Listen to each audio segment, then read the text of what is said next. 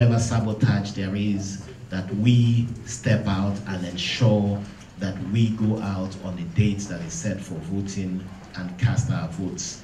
That is the ultimate response we should give as Nigerians with respect to this postponement. Our votes are important. We need to cast them. We need to ensure they are counted and that they make meaning to all of us. That's the statement of the Nigeria civil society situation. Thank you. May I, at this stage, invite our other colleagues who are here to make statements as well. Cynthia?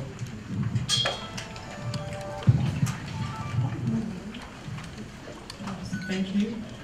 Just to, in addition to our statement, I think we need a detailed report from the Commission on what led to the postponement of these elections. Beyond that, it is saddening that citizens will be treated with such disregard. The reports of our ad hoc staff sleeping in very inhumane conditions cannot be taken lightly or for granted. We know that resources were deployed to the states to activate racks. What happened to the funds? Sleeping in such inhumane conditions. We need reports from that, from every state, Inec office at the state levels. The funds that were disbursed, what were they used for? Why don't we have conducive places for our ad hoc officials to sleep in without security? We also need to have that. And beyond that, with the postponement, we need a clear plan on what will be done to secure and protect our ad hoc officials who are young men and women of Nigeria. And we want to be sure that they will be secured and they will be in a very conducive place till the elections on Saturday. And we call on Nigerian people, we call on citizens we understand your anger and frustration. We all are not happy. But please channel that anger and frustration towards 23rd of February, because this is the time we need to even turn out in mass to vote, to show that regardless of the challenges, that we stand with one voice to go out and choose our leaders. Let this not be a form of discouragement. Please, we need to come out in our numbers. Young Nigerians, this is not the time to take to the streets. This is the time to go and reorganize and mobilize ourselves to come out in our numbers. We are the majority of the registered voters, and our numbers must count, and we must see that in the outcome of the elections. And we call on leaders of political parties.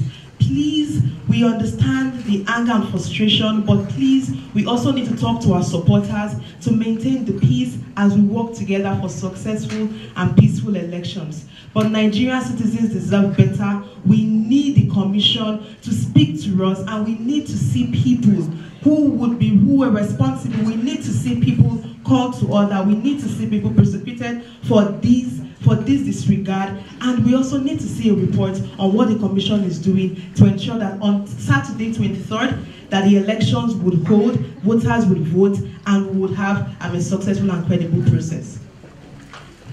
Thank you. That was Cynthia Mbamalo from Yaga. Next to her, David Anyele from CCD, Center for Disability. Yeah, thank you so much.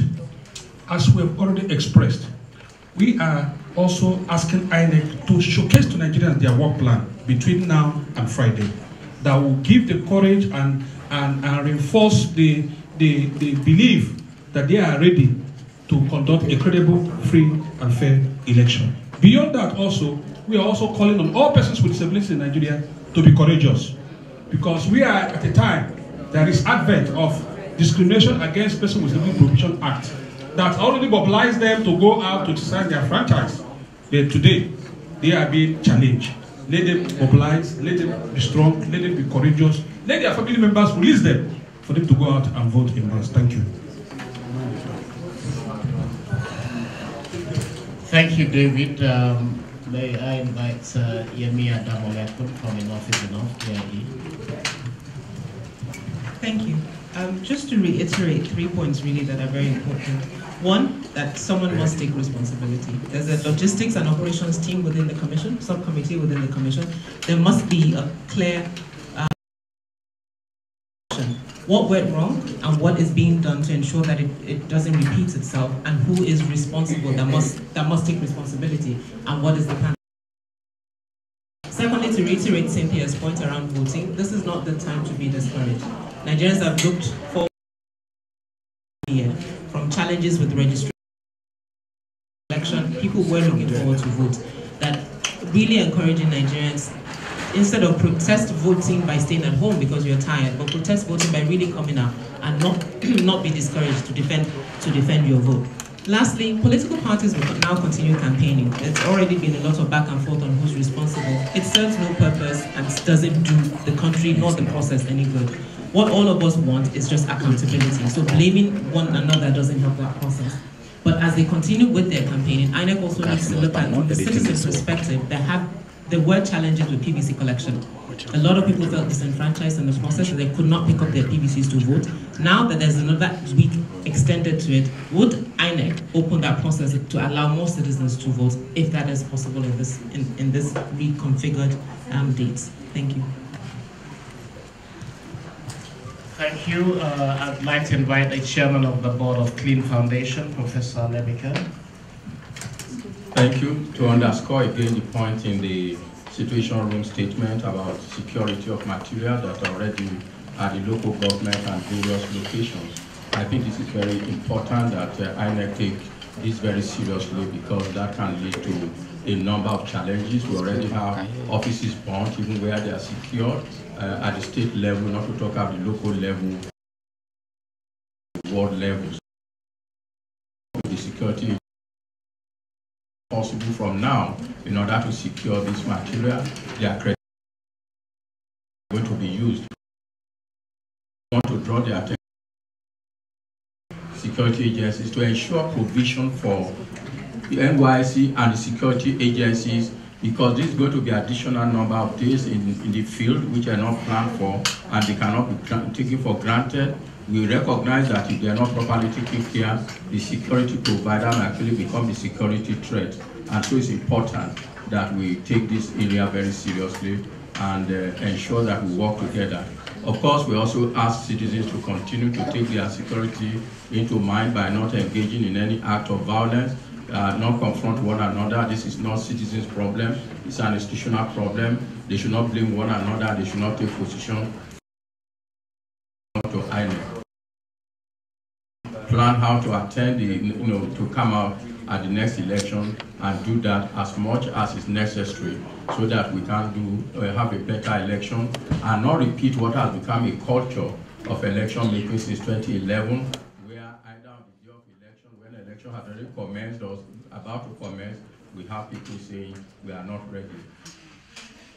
Thank you. We are happy to take questions from our colleagues in the media. Yes, please. My name is Amadi Uyi. I'm with Plus TV Africa. Now, I don't want to assume from your statement you are putting the blame fully on INEC, so I'll ask the question directly.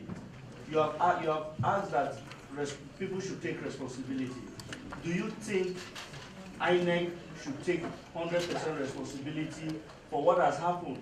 Considering the fact that the last few days we've seen INEC offices being touched, yesterday we were hearing about ballot papers not arriving where they are. So directly, do you think INEC should take 100% responsibility for this postponement?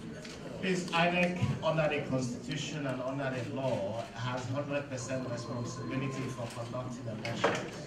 INEC has not told us that anybody else has frustrated its ability to conduct its elections. And so we cannot invent any other actor into INEC. My name is Harris. I report for Port TV News. Now, pre-elections, we've had civil society organizations. Who is this guy now? I don't know. Hold several meetings with INEC. Can't be there now. The impression has been that there is a healthy collaboration between the cameraman, civil society and INEC. You cameraman. And so, hearing that the elections have been postponed this morning, was there any possibility that you were not sure that INEC wasn't prepared for this election? Well, we certainly did receive reports early yesterday from observers who were already on the field of logistics challenges. You were at the briefing, and I think most of the media, as us as well, at the briefing that INEC had for stakeholders. and observers on, I think it was on Wednesday last week, this Thursday. And clearly INEC has shown all of us that it was ready. So we went into the field yesterday to observe the distribution of materials, and as at 6 p.m. yesterday, our conclusion was that there were challenges, and we did at that stage raise those questions with INEC about the reports we were getting in from the field, and I think that fed into INEC's information that we were getting as well. So ultimately the responsibility is with INEC based on the assurances it made to all of us as Nigerians. So we have no special knowledge of INEC's internal workings to justify any other position other than the position that INEC had given to us that it was ready for the elections. But we knew as at 6 p.m. yesterday that the elections were already in crisis. Yes, please. My name is Moria from TBC News. INEC held stakeholders meeting last night, very late last night. And I want to find out INEC did not hold a stakeholders meeting last night. We were not involved in that. They had a meeting last night. Of the commission. Yes, stakeholders. The news was that it was a stakeholder. The news was fake news. That's what we were talking about. Maybe that was not my question, because my question was if any civil society was present at the stakeholders meeting. There was no stakeholder.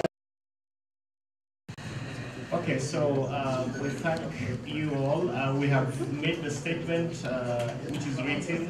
Please, can you also indicate your email addresses so that you can have the exact text of the statement sent to you.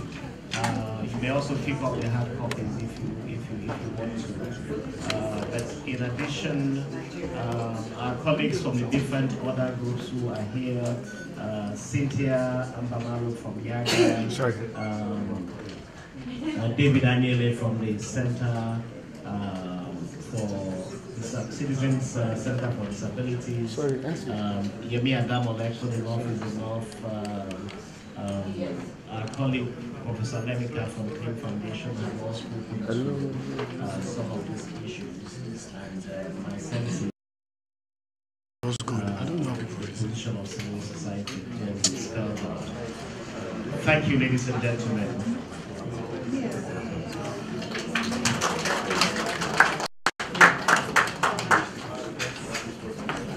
Sorry, please, I want to go in. I want to go in.